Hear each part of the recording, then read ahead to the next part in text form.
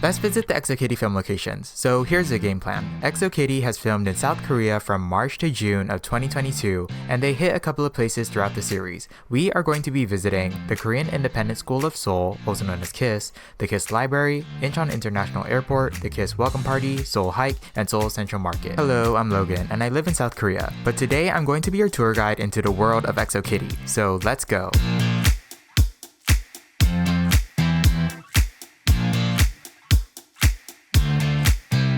Our first stop of the tour is KISS, or the Korean Independent School of Seoul. This is a real school in Korea, but it isn't an international school, and it isn't actually in Seoul. Its actual name is Kaywon University of Art and Design, and it's located in Wiwang. Seeing this place in real life was kind of surreal for me. I don't know why. Like, when I saw it, I felt like I was actually in the series. I never felt more main character energy in my life. I think what helped too was that this university, unlike Korea's most prestigious universities, wasn't very popular when it came to tourists. So when I visited the campus, it was pretty much just me and the actual staff and students that attended the university. And I also think that the people that saw me walking around just assumed that I was a student, so nobody really cared. This campus definitely was not super huge compared to other universities that I visited in Korea, but it was a very good cozy size, and it was very beautiful. Like, it was no question why they chose to film here. From the thing that I saw, there were two main school buildings, a cafeteria building with the CU, which is a popular convenience store chain here, a basketball court, and they had facility buildings like the information office, and they also had a university church. I was planning on going balls to the wall and going inside the buildings, but I was scared they were gonna ask me for ID and I would get busted. I love the whole vibe that the university had, not just from the architecture but also from the students.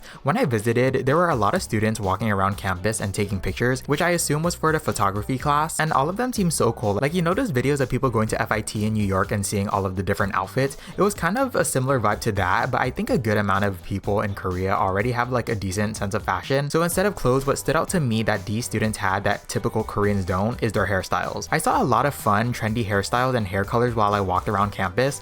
So many guys with mullets and so many people with cute two-toned hair. I loved it. Alright, so now I wanted to talk about some of the characters of the show. This will be filled with spoilers, so just a warning. So first we're gonna talk about Kitty. Kitty, our designated Asian in every Jenny Han piece of film pretty much ever. Her situation by the end of the series is so messy. They literally just piled everything in the kitchen sink on Kitty. They really wanted her to solve it in season 2, and you can feel that, but I'm so excited to see how it plays out. Kitty is literally so easy. Yuri and Dae literally was putting her through hell and back, and literally the moment that they broke up and Dae was okay, I'm ready for a relationship, I'm ready to be with you now, Kitty literally went running back to Dae and literally kissed him right then and there. I'm so sick of this. You're obviously still in love with Kitty. You're free now. This is real, and it's really happening. Come on, girl, you need to put some boundaries on yourself or he's gonna walk all over you in the relationship. Throughout the later parts of the series, I was kind of obsessed with Yuri and Kitty scene. If I'm being completely honest, when I first saw the kind of bi storyline brewing up, I thought it was gonna be an afterthought. I wasn't really expecting the series to be very queer, and I love that it is very queer, but I wasn't expecting it, so I thought it was just gonna be oh yeah, Kitty has a little crush and then just get swept under the rug. But no, they really fully fleshed out Kitty's crush on Yuri, and I really like that. It was really fun to see Kitty having this gay panic and oh my god, what's happening to me? I don't know what I'm doing, whenever she's around Yuri, and I thought it was really cute. I love it. I am pretty much rooting for the gays almost in every series. I am biased like that. But if I'm being completely honest, I don't think that Kitty and Yuri are gonna be endgame, just simply because I think that Yuri and Juliana, genuinely the actors that are playing those characters, they have amazing chemistry on screen, and I don't see Kitty breaking that. That chemistry is way too strong to break, for sure.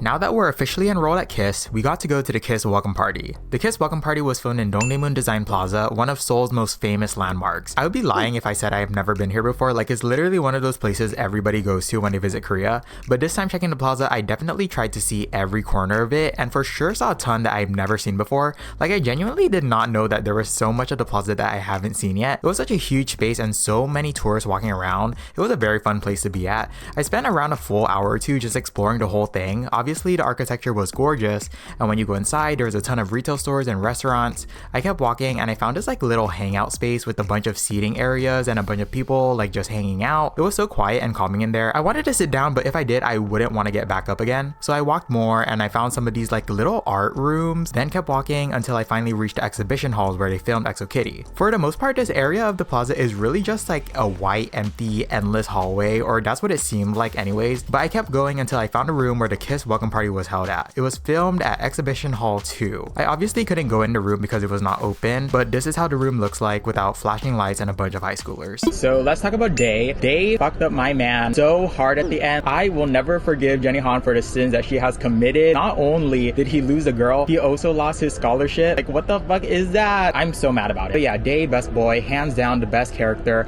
I love him so much. Like, Day, I love you. I love you. Like, really, if you think about it, he was really just caught up in like the whole mess. For me, I'm a Day apologist and I totally understand the situation that he went through. I don't blame him. He can blame everybody else, but not him. One of the things that I noticed, his face looks better like in motion. I think he looked really good in like the movie posters and like pictures that I've seen from him online, but really watching the series, I was like, wow, this guy is really, really handsome. I just gotta say that. His acting really did shine when he was with the actors that played his family rather than honestly the main cast. I think the chemistry between him and the actors that played the family were really, really strong and honestly believable. Like, I thought that was the dad. I thought it was the real sister. I would have totally believed it. Also, amazing smile, like gorgeous, gorgeous smile. Every time he smiled, I was like, I need a smile too, because that is a gorgeous, gorgeous smile. So earlier I said that I don't think that Juliana and Kitty are going to be Endgame. I do think that Endgame is going to be Day and Kitty. They have like amazing on-screen chemistry. It's not anything compared to like Laura Jean and Peter. I don't think that it could be replicated that easily, but I do think that like Kitty and Day are like a good second. Every time that they went through like hardships or like they went through obstacles together, I felt that. I think that good chemistry between actors really make those scenes hit harder. I still favor good chemistry over anything. I think that they have it. I also wanted to mention like let us move on. Let us move on. So cute. I'm obsessed with him, and if they fuck up his character in season 2 or if they make him like super unlikable, I'm gonna be mad. I'm gonna be mad. Chuseok is approaching and we need to get ready for Friendsgiving. So let's head over to Seoul Central Market to buy ingredients for our famous mashed potatoes. Alright, so the real name of this place isn't Seoul Central Market, it's actually called Hanaro Mart. To be honest, I don't really have much to say about this place. I mean, it's kind of a typical grocery store that you would see in Korea, but this place was filled with people and very big in size. Everything was neatly organized and easy to find, super colorful. Like, if you need to film at a grocery store, like this definitely is the one to pick, and they did. Basically, almost every aisle had a store worker in front of it, and they had like free samples for so much stuff. It was like Costco. People that talk to you into getting free samples is always like 50-50 for me, because one side of it triggers my social anxiety because I'm like, ew, people randomly talking to me, but also I'm not gonna miss up on free samples, hello. But yeah, I'm surprised my family hasn't stopped by this mart before. Definitely will be coming back because the prices were all pretty decent too.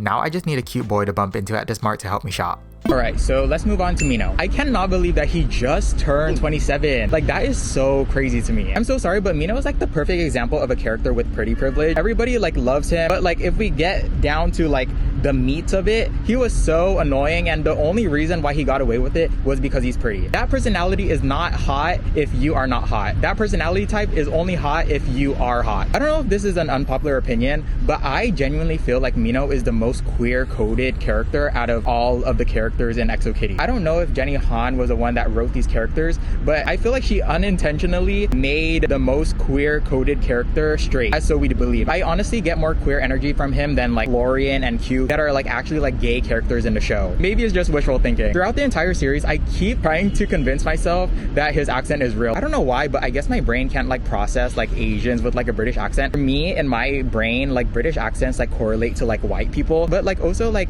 Alex with like the Australian accent, I was like, oh yeah, he has an Australian accent. But for some reason, Minho's British accent, the whole time I was like, that's not real. That's not real. His little like romance or like relationship with the Rice Queen literally made me cringe so bad. Like, am I being crazy about this? Like, was there any people that like genuinely like enjoyed that relationship, or was everybody just like also hating it while watching it the same as I did? I feel like they did him so dirty with the like shitting in the bush like storyline. Was it really necessary for him to shit in the bush? I'm genuinely asking.